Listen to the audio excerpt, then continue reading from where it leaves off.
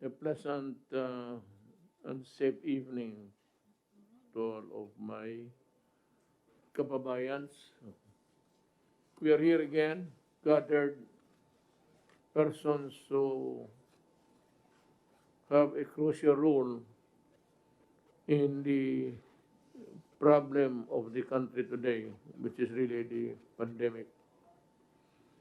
Uh, this is an update again, weekly, of what we are trying to do.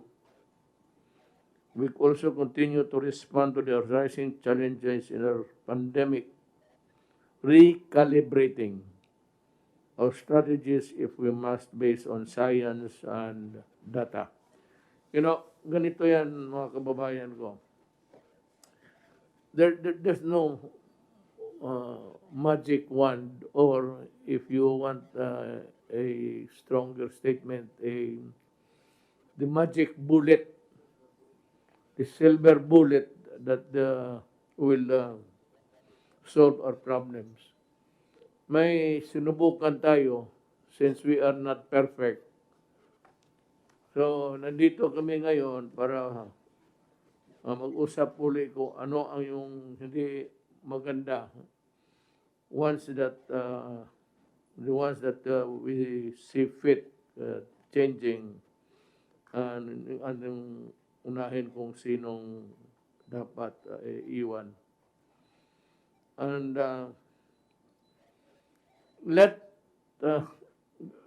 gusto kong ipaalam sa lahat that as upon my oath of office, huwag kayong mag-alala.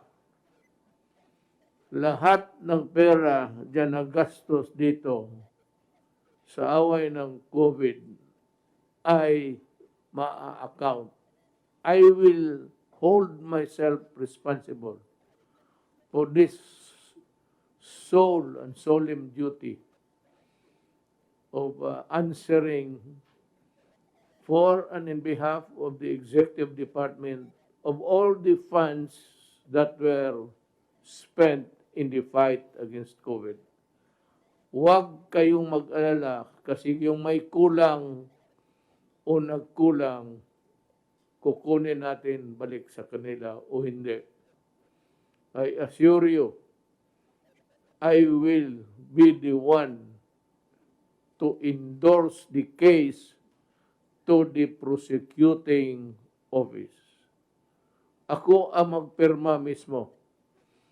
If we have through with the investigation, allow the Secretary of Justice to complete his investigation, and his signature on the endorsement will be accompanied by my signature, and that will ensure na ang mga pera makita ninyo paano ginastos. I am asking the National Task Force on COVID-19 to properly report on how all the funds were spent and their intended purpose. Mga kababayan ko, do not mix up everything. Itong iskandalo, lalo na itong pera para sa kabutihan ng katawan ng tao, dalawa ang lumalabas sa limelight ngayon. Yung PhilHealth ang dapat imbestigahan, ang dapat i-prosecute lahat at dapat ikulong. Kung yan na lang ang trabaho ko sa maiwan ko sa 2 taon, yan na rin ang gagawin ko. One of the things that, few things that I can do in the remaining 2 years of my term, ubusin ko ito yung panahon ko to work on the cases for people who are involved in the PhilHealth. Itong pinag-usapan dito ho, hindi ito PhilHealth. Pera ito sa COVID yung binigay At hindi ito pwede masabi na blank check because that is not allowed. And I'm sure, yung mga tao na iniwanan ko sa pera, lalo na kay Secretary Lorenzana, then si Rowley, and a lot of the guys there, they are military men na nakilala ko noon pa, matagal ng panahon, 10 years ago, o Lorenzana, about 20 years ago. Alam ko, Rowley, they are a bunch of an honest person. Huwag kayong mag-alala. Ikukwenta namin yung pera lahat. Iba yung PhilHealth. Iba yung sinabi, huwag kayong sabihin na prepare na parang cheque. That's a reckless statement. Kasi gumagastos pa tayo, hindi pa tayo tapos. Allow us time to do our thing, spend the money, and there will always be a time for reckoning. And that will be the time when we account for the money that we have used in the fight against COVID. Huwag ho kayong ano dyan sa PhilHealth, pati yung itong sa Bayanihan 1 and 2. And even then, itong sa pera sa Bayanihan, I will still impose stricter measures.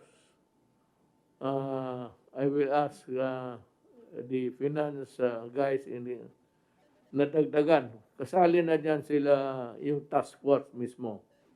At yung pinag-iniwanan ko ng pera, General Lorenzana, General Garbes, General Bautista, at ang buong IATF. Kasali na ako doon. Kaya nandyan yung garantiya. That is my guarantee to you. And including, I forgot to mention, he's always seldom mentioned, si Bebot Belio ng Labor. Kasi bot yung inobit mo, binabasa ko pa sandali lang. Kasi may nag-object, tapos sabi ko, just give me time to review the objection, and I can simply say that huwag mo na masyadong magmadali. Busy talaga ako. Pero itong bot ito nagnakaw ng pera ng bayan, lalo na yung sa COVID, they will go to prison. I am sure. Pag wala akong nakita na magpakulong, magdampot ako ng 3 sa kanila, kulungin ko. Pilitin kong kulungin para may makulong lang talaga sa putang inang ginawa nila dito sa pera na tao.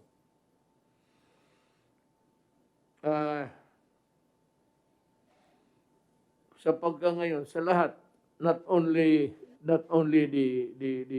COVID mechanism, yung PhilHealth, lahat, DPWH, Agriculture, DND, ipapublish yung mga, so they must prepare well in advance, because I would require them to publish in the newspaper, sa 3 newspaper of general circulation. Mamili na kayo kung anong newspaper gusto ninyo. Ipapublish ko ito, ang mga bibilihin. At pagkatapos, ipapublish ko, pagkatapos sa notice, sino yung bidders. Ipangalan nila. I want them na kung saan sila nakatira. In the same manner dyan sa customs ngayon, yung mga consignment na sa mga pangalan lang, hindi na pwede yan ngayon. Somebody must stand for them. Or, if need be, their lawyer.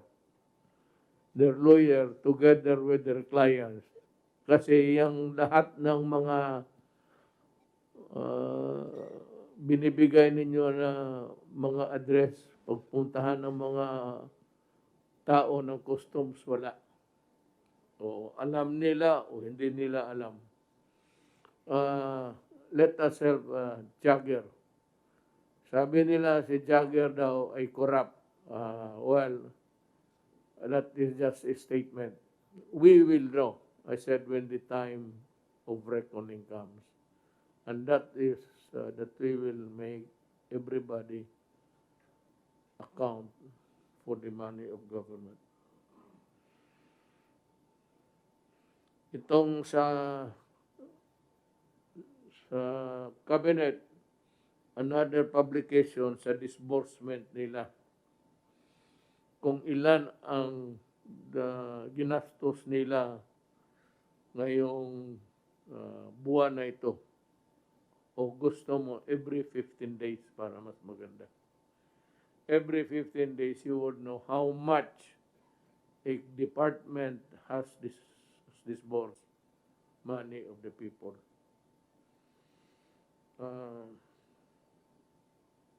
I am particularly yung PAPRO, DPWH, DND, sa awa ng Diyos, okay naman. Dswd, under General Bautista, okay rin. DPWH, Dole, medyo may, kaya nga may mga objections I'm reviewing the objections, but I will allow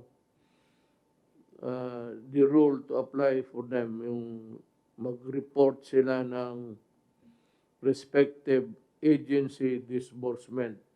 Ilagay nila magkano ang ginastos and for what.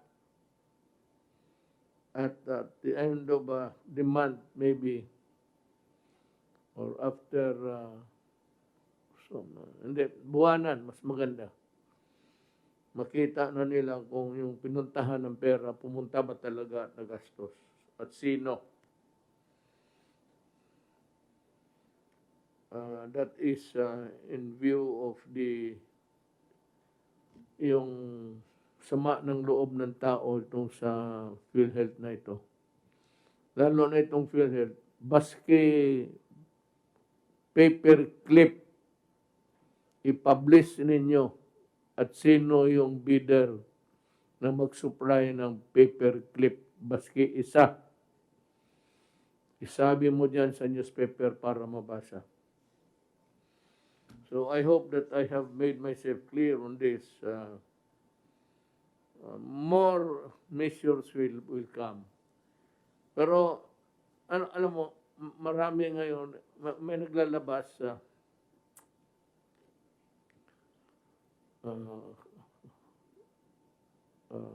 revolutionary government, tapos ako ang sinasabi na wala akong pakialam niyan, wala akong kilala ng mga tao na yan, at hindi ko yan trabaho. At ito naman kay Lenny that in her ending statement said that kung hindi ko daw gawin ng gobyerno, gagawin ng tao. Well, sa panahon itong pandemic, medyo desperado ang mga tao. Tapos nagdagan ninyo ng mga ganon, na wala naman kayong base, sana may ipakita kayo. Please do not add fuel to the fire. You will just destroy government. Huwag ninyong sirain ang gobyerno kasi masisira ang tao. Pag nasisira ang gobyerno, lulutang tayo lahat. Baski na sabihin ba ninyo mamatay ako bukas, it cannot solve the problem of the country.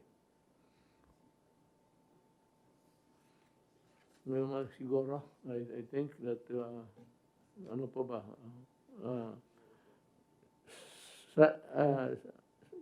nagbiruan kami. I had another meeting somewhere. Kanina sabi ko na ang pinaka may bigat na problema ngayon sa gobyerno, kasi wala pera. Wala lahat. Bangkarota. Walang ekonomiya tumakbo ng ilang buwan. Wala namang mga nagtatrabaho ng babayad ng buhay sa kanya. So, I said that he's in a bind. He has the gravest problem dito sa mesa na ito. Pero he retorted that hindi, ikaw ang may problema. Sunod lang ako. Sa totoo talaga yan. Alam we have to, sabi nga we have to spend, salo na sa COVID, we have to spend, but we must have to spend wisely and correctly. Kaya naiwan. Kasi kung wala ng pera talaga, bangkaruta na, wala naman tayong kumita. Kung may magpahiram, kung wala magpahiram, maraming mamamatay, hindi tayo makabili ng medisina. Kaya kung may pera, bayanihan, whether it's already part of one or two, I will make sure, as long as I have these guys here with me in the team, yung task force, yung pera ninyo, I have no doubt that they will not allow corruption. They have tagal na kami sa gobyerno, magpa-retire na lang. Bakit pa namin pagsayangan? Kung konting panahon na lang na iwan, so walang ganang kumain. May pera ka naman, hindi ka na makakain. Kaya sabi ng doktor, huwag kang kumain ng taba kasi mamatay ka. Ikaw, Duterte, huwag ka nang uminom kasi yung barit mo nearing stage 1 ka sa cancer. So, hindi na bebot yung paa. Ayaw ko kung puputulin yan o hindi, pero puro na may sakit. So, what do we get to be? Inang yan. Wala na. Ang amin, ang iwan na lang ang trabaho kasi pag harap namin sa Diyos, ang tanungin ko na, ikaw, Rodrigo, ano ginawa mo? Sabi ko, ginawa ko man lahat. Ito man si Dominguez ang walang pera. Sa pera, naubos na niya, inutang na niya lahat. Wala namang pautang. Si Lorenzana, wala yan. Kumbala, pati armas, may ibigay yan. Pero medisina, kailangan pera, cold cash talaga. No, really, walang biro na to. If there's money, I can assure. Congress is free. Congress is free to participate or create oversight of committees of all sorts. Anong committee maisip ninyo sa COVID-1 or 2? Wala namang pati COVID-2 kung mayroon pa. Ilagay ninyo oversight, undersight, side-sight, igawain ninyo. At kung gusto ninyo to report yung mga tao weekly dyan para may trabaho tayong lahat. They can report to Congress weekly or at your choosing. Walang problema yan. I'm ready to order that. It is not a matter of separation of powers. Ano parang expanded oversight lang. Gusto lang, it is never illegal to know where your money is going. Kaya I urge Congress, ilagay na ninyo ang lahat ng safety measures para walang palpak. Kung gusto ninyo, yun, yung sabi ko, itong sa newspaper, pati yung sa disbursement. Pag hindi pa kayo kontento, tawagin ninyo at ipa-explain ninyo kung ano yung disbursement na yan. Kung saan pupunta at anong benefit na makuha ng tao. I am urging Congress, as a matter of fact, I am demanding Congress to join us in putting up measures to ensure that the money is spent for its purpose. I am willing to give way. At saka, kung gusto ninyo ng accounting for every transaction, pwede rin. It might really cost a lot of time for the bureaucracy. But if you want every transaction to be audited right away for you to peruse and understand, we can do that. I repeat, we must participate everything that will prevent corruption. Okay, Sunny, can you make us the report now? I think you have the money now. You seem to be smiling. Or no money still. Frowning will not do any good. So you might as well smile. Thank you, Mr. President. This is a brief update on the small wage subsidy program under the Bayanihan law that we implemented. So just to give you a quick update on it. It's up there.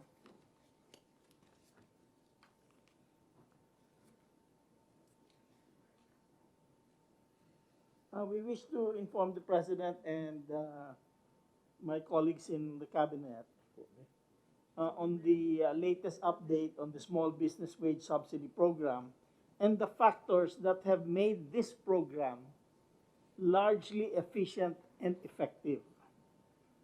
Based on the factors and the adoption of the following principles for future subsidy programs. Number one, we think all subsidy programs in the future should be digitized. In other words, do through digitalization of all transactions. And number two, the direct distribution of aid should be through banks or e-wallet accounts of the intended beneficiaries. And one of the most important factors that made this a relatively successful program is close administration oversight of the critical steps of the program. Saan sorry, but Sure. can you say it in a vernacular again? Okay. Ito po, mahirap po gumawa ng kalokohan dito kung by computer. Talagang walang cash na hinahandle. Nobody can keep the cash. So the intended beneficiaries, yung mga employees ng small companies ay tumanggap ng subsidy. Can I be allowed to? Sure, please. Ang maganda kasi dito sa yung wala ng transaksyon na may tao-tao, puro ang makina na lang at diretso na ang pinaka-importante dito is yung paghulog sa bangko ng gobyerno, diretso ito sa empleyado. There is no intermediary and there is no intervention of any kind, lalo na tao, diretso sa inyo. Now, ang sabi ni Sani, kung may pagkakamali man, sa inyo na yan sa data or data, if you want to pronounce it that way. Na kayo ang nagkamali o baka nga minsan ang, well, of course, ang nagbibigay ng pera, whatever agency that is, but it will lessen corruption. Ang isa pang bago na dinaanan sa amin, na binigay na yung lahat ng departamento ngayon, aside from really yung mga transaction nila, is how much yung na-disburse nila. What is the amount of how much money has been disbursed so far? On total ho. On this program ho. On program, on the program. This program, Oo. 41 billion ho, was disbursed. Yung sa, yung sa, kung sa SSS, gano'n. Yun, galing ho sa true. Ang pera galing sa gobyerno pero ginamit namin yung sistema ng SSS. Okay. So, SSS Claro. itself did not pay. It's the money of the national government. Okay, that's good. So, ang 3 lessons so dito, number 1, is management. You set the timeline and you set the milestone. Kung ano ma-achieve at this particular point. Number 2, officials ng SSS, BIR, at saka DBP, at saka DOF, sometimes they met 2 to 3 times a day para lang masigurado na okay yung system, gumagana yung sistema. And finally, kung kailangan, you bring in the experts from the private sector. Hindi natin, government does not know everything. So we brought in people from the private sector here, from Microsoft. Tinulungan din po kami ng Union Bank. By the way, Union Bank, malaking shareholder ho sa Union Bank, ang SSS. So they also helped us. So if you have a problem, bring in the private sector to help you. And you can solve it very quickly. But importante ho yung management na every day you are on top of the situation. Do not let any problem grow big. Okay? Kasi pag malaki na mahirap na i-correct. So finally, again ho, that's why ho, we took lessons here at pinasok ho namin sa bayanihan tulo na as much as possible, lahat ng tulong sa tao, give it through the banks, through Lulier, so no cash is handled, as little as cash as possible. So walang mangungupit, walang nawawala, So again, we learned a lot of lessons here, but ang pinaka-importante, ang management ng system. Good evening, Mr. President. Maybe it's a good time to make a short report to you on what the task force PhilHealth has done so far since the day that you directed the Department of Justice to create the task force so that these big problems at PhilHealth may be addressed immediately. So I'd like to report to you, Mr. President, that all the component agencies of the task force, including the independent constitutional bodies, which we invited to help out in the task of the task force, have all been cooperating and supporting the task force in the discharge of its functions. They all understand the magnitude of the problem, Mr. President, and they also understand the need to effect immediate solutions to these problems. So, Mr. President, the strategy of the task force is as follows.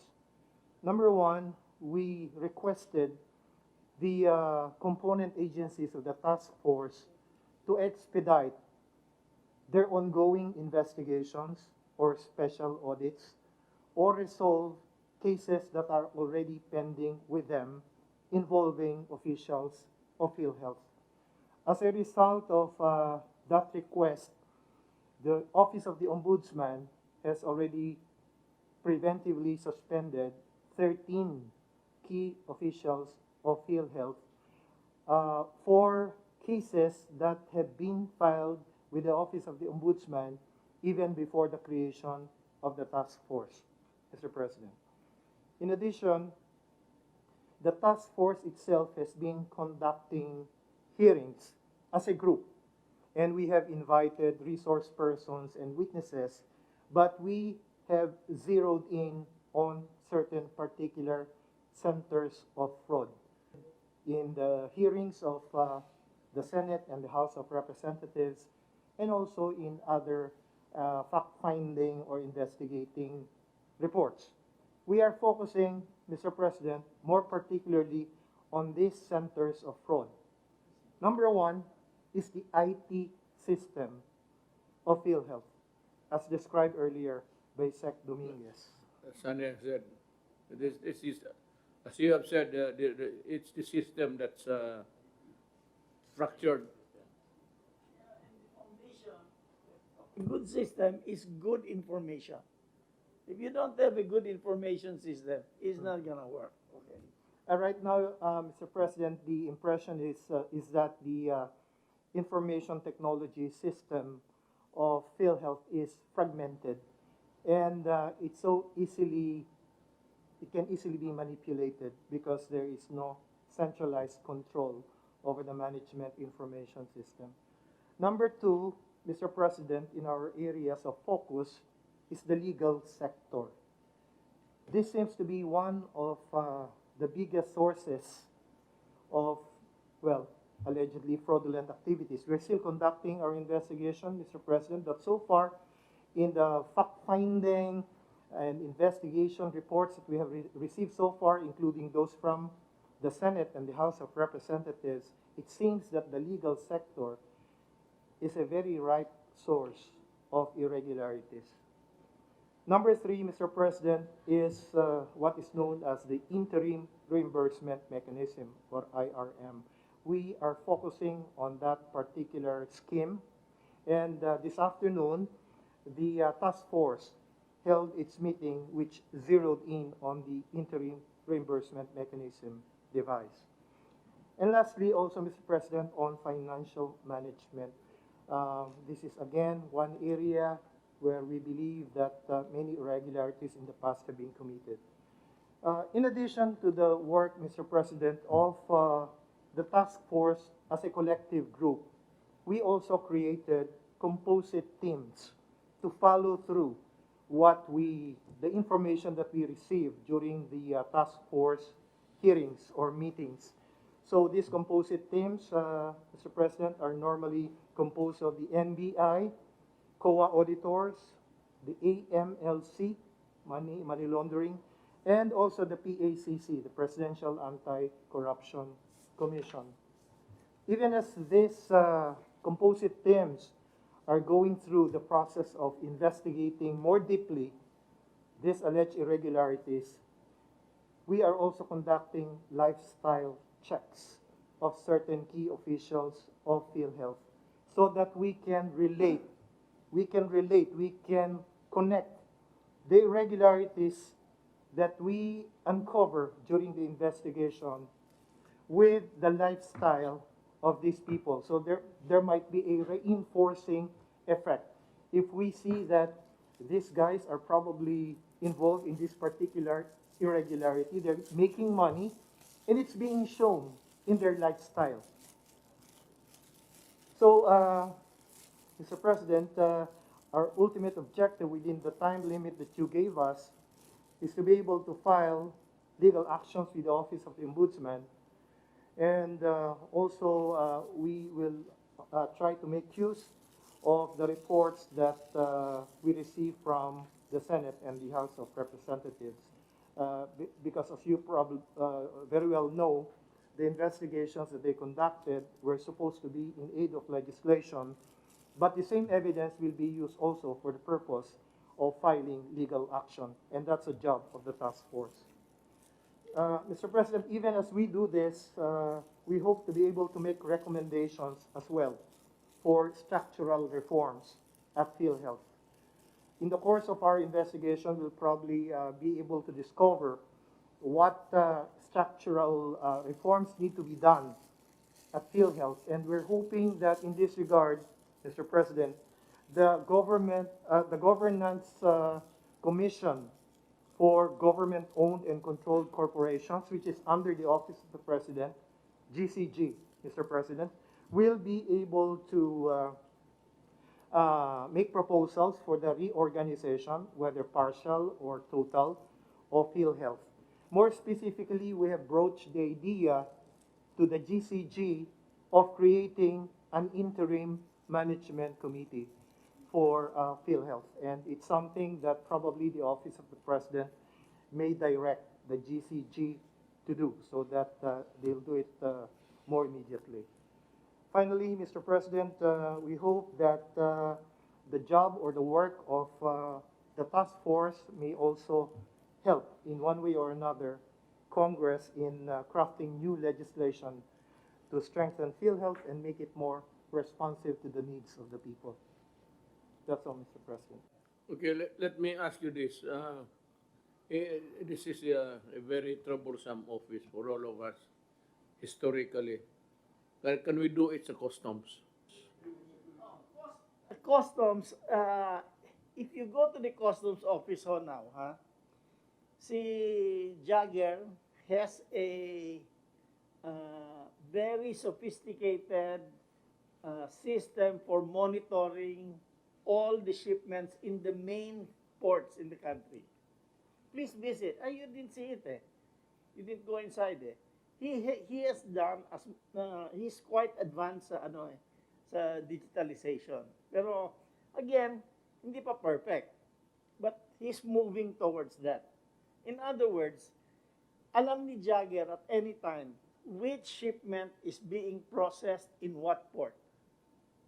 Mm-hmm. So he can, and then they monitor kung magkano ang value ng shipment and how much they collect the taxes. If you use the information well, you can tell which is out of the ordinary, and you can spot that. Now, it's not perfect again, pero it's good getting there. So I think sa SONA you mentioned that e-governance is very important, and I think Senator Go filed a bill on e-governance to eliminate red tape. So it makes it easier for the citizen to deal with you. It makes it easier for you to deal with them. So this is quite an important move. Time to be. We've been riding our horses for quite a long time, out of friendship, out of gratitude, helping me. I'm talking about me. Being president, so I had the help of this guy, the support of this guy, the party of what not. Ganito yan kay Jagger. I believe you. Si Jagger naman kasi I told him to fire Humamil. Sabi ko, but it took him quite about a lot of seasons to do it.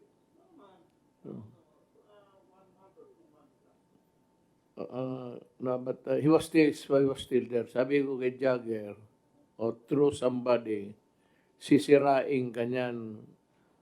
Kay ito si Humamil, matagal na yan dyan sa airport, napaka-corrupt yung putang ina na yan. Sabi ko, huwag mo niyo ikat yan.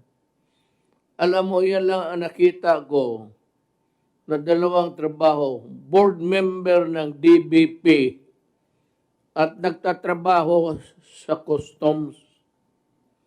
Kaya sabi ko kay Jagger, bitawan mo yan, huwag kang maniwala. Maybe because Jagger was new at the time, and he would need somebody to to guide him to navigate through all of this hula-bulo sa Congress. Pero sabi ko ito si Umamil, tanggalin mo yan kasi yan, naglalaro yan matagal na siya. Butit na lang, I think he was also suspended by the ombudsman. Parang double whammy siya.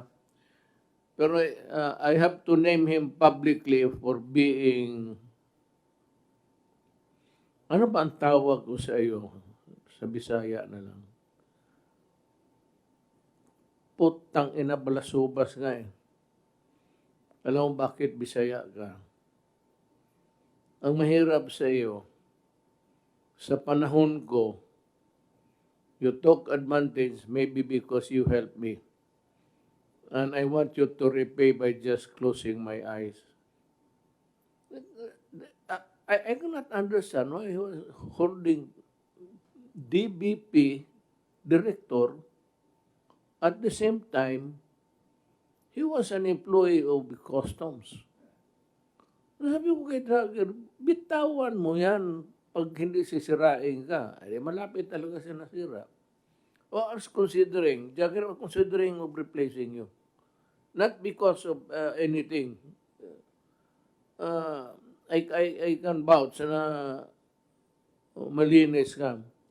Problem is do not entertain loyalties, especially in government. If you think that idiot is going to destroy you, you destroy him first. Do you have slides Yes, Mr. so President. that we can follow you? Mr. President and fellow members of the Cabinet, good evening. The purpose of this presentation is to discuss the fund utilization for the Social Amelioration Program, or SAP, under the Dswd and provide necessary updates regarding the number of beneficiaries served for the first and second tranche. At this point, allow me to begin by showing the summary of the Dswd's total budget for the Social Amelioration Program. For the whole implementation of the program, the Dswd has a total budget of 207.6 billion pesos. This is broken down into the 197 billion pesos released by the DBM, which was sent in tranches on April 2, April 16, and June 24, and the 10.6 billion pesos, which came from the realigned regular budget of the Dswd in order to support the necessary budgetary requirements of the program. The Dswd, along with our payout partners, both in the direct and digital schemes, have been working hard to ensure that the subsidy be distributed to its intended recipients. We remain committed in this undertaking to secure the 100% accomplishment rate. This concludes my presentation. Daghang salamat at mabuhay po tayong lahat. Thank you. It's a very good report. The Department of Labor and Employment implemented three major programs, Mr. President, for workers in the formal and informal sectors, and especially the OFWs who have been badly affected by COVID-19. For these programs, Mr. President, we had a total funding of 12,400,000,000 sourced from the DOLE 2020 regular budget, 4.8 billion, Bayanihan 2.5 billion, and the recently released repatriation funds of 5 billion, Mr. President. Nagpapasalamat po yung mga OFW, Mr. President, because we did not really ask for this fund, but we were all surprised when you gave us 5 billion for repatriation expenses. The first major program of CAMP, Mr. President, of DOLE is called the CAMP or COVID-19 Adjustment Measures Program.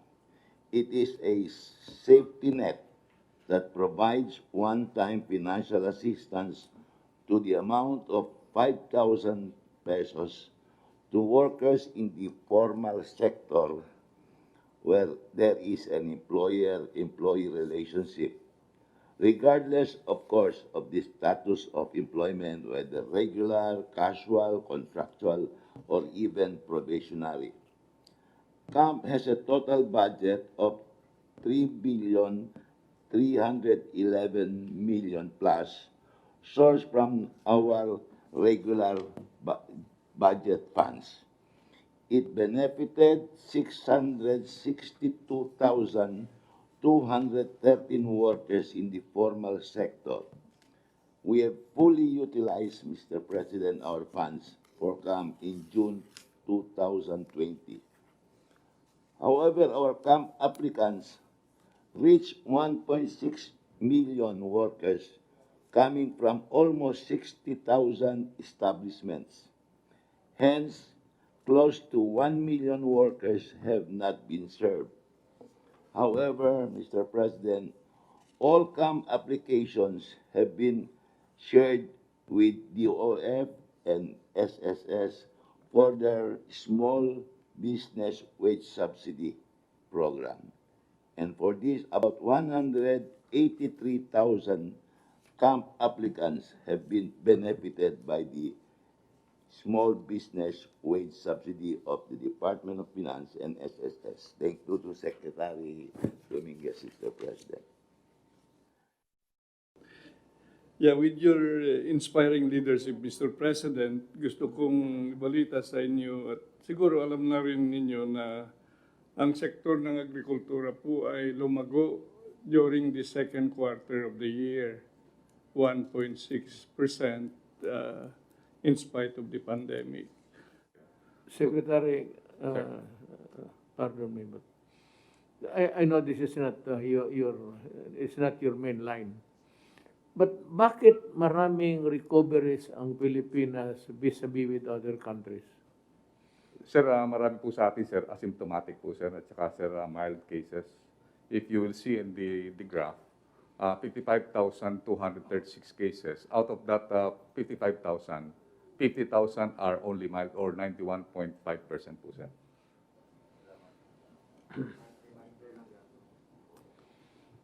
Mga kababayan ko, we close this Talk to the People program of the government by allowing me to say this, that government will account for every money.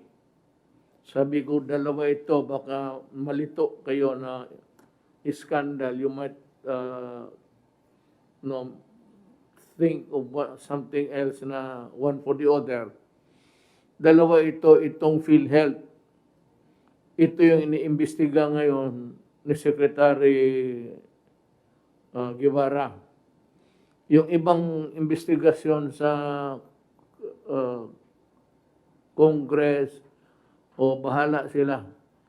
Basta ito, ang maglaro dito in the end, it will be filed before the ombudsman.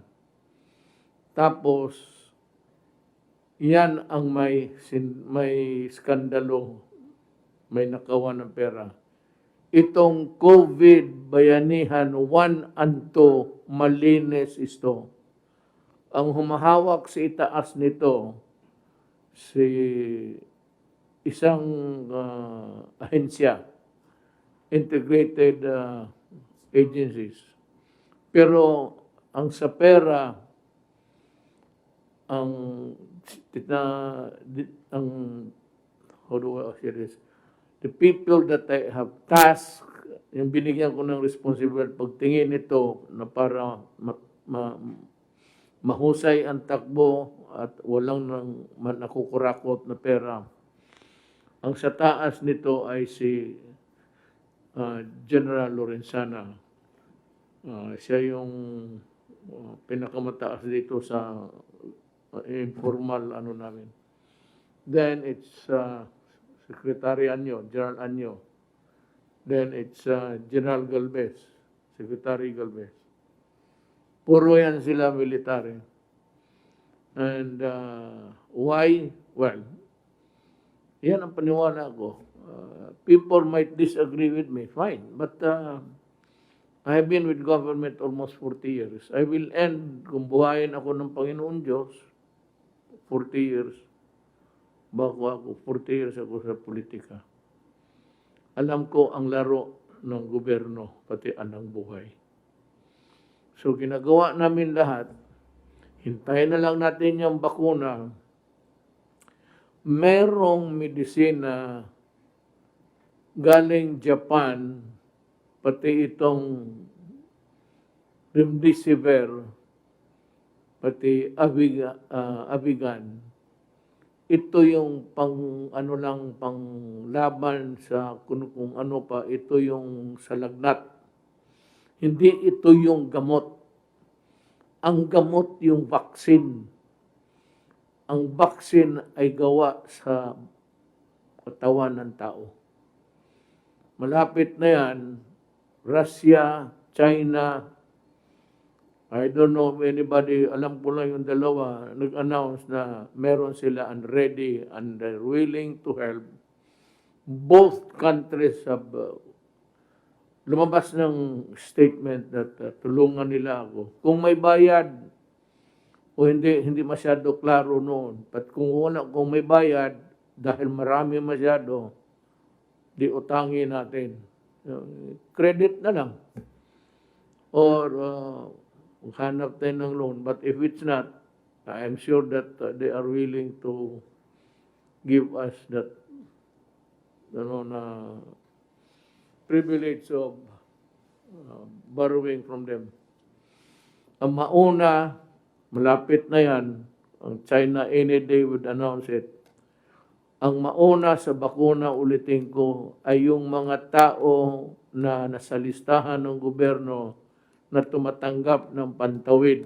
Ito yung mga mahirap. Ang sunod yon, yung mga tao na hindi nakalista at mahirap.